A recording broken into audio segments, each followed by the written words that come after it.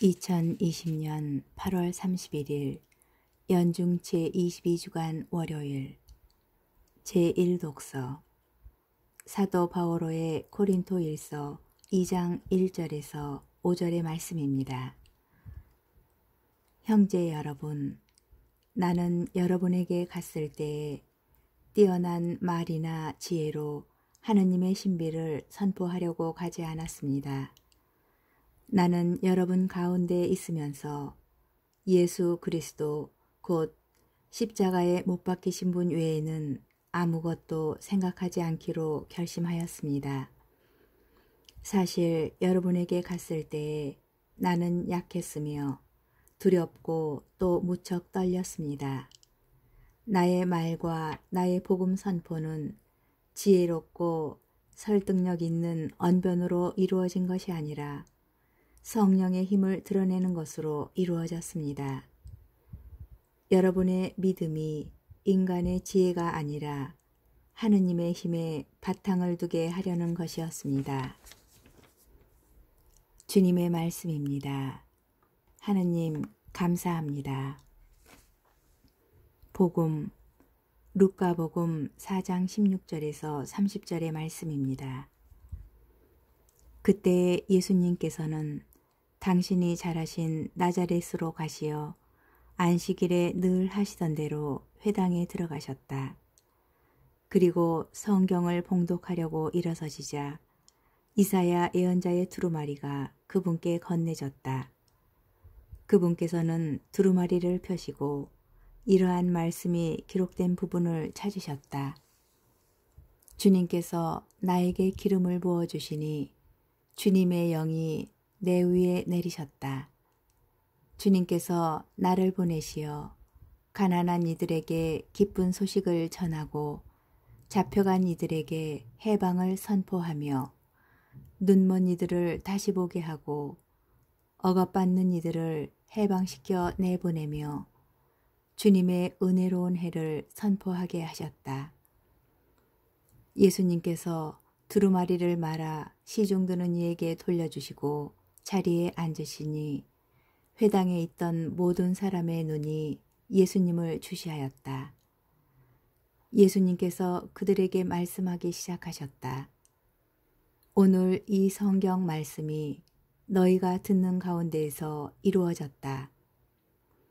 그러자 모두 그분을 좋게 말하며 그분의 입에서 나오는 은총의 말씀에 놀라워하였다.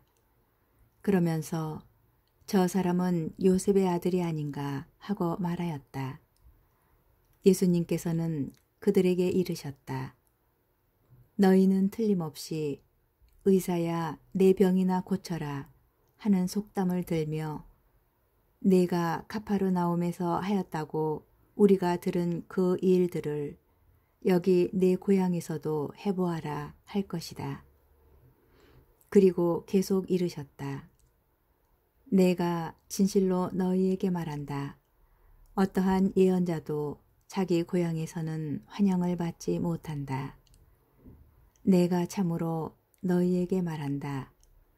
3년 6개월 동안 하늘이 닫혀 온 땅에 큰 기근이 들었던 엘리야 때에 이스라엘에 과부가 많이 있었다.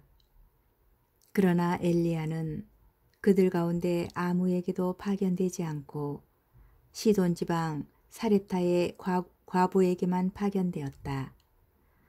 또 엘리사 예언자 시대에 이스라엘에는 나병 환자가 많이 있었다. 그러나 그들 가운데 아무도 깨끗해지지 않고 시리아 사람 나아만만 깨끗해졌다. 회당에 있던 모든 사람들은 이 말씀을 듣고 화가 잔뜩 났다.